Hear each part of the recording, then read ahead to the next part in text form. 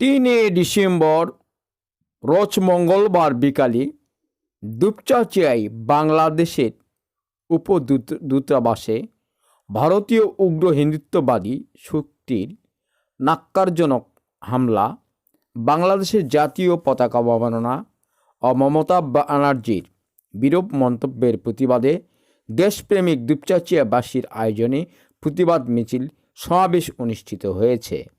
Dupchanchia CO office বাস স্ট্যান্ডে মিছিলের programme ছিল প্রতিবাদী কণ্ঠস্বর।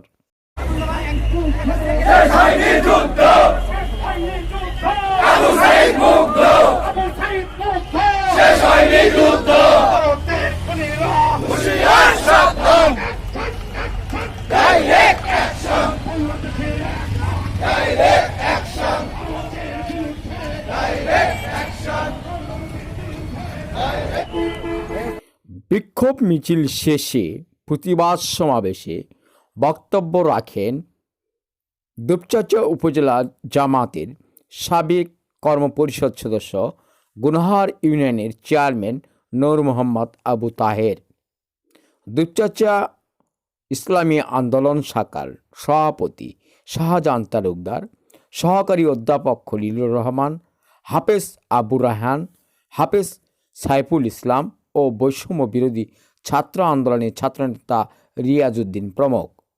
এবার শুনুন প্রতিবাদী বক্তব্যের খণ্ডচিত্র। ধন্যবাদ।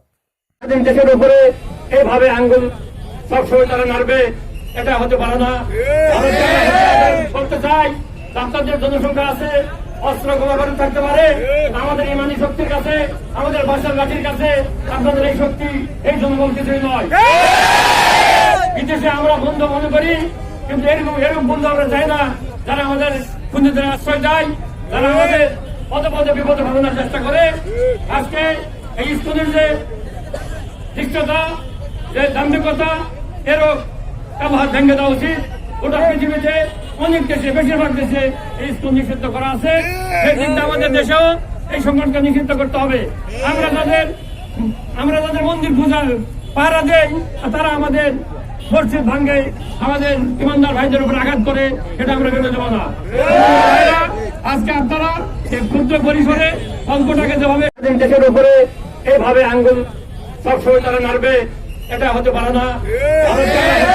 বলতে চাই,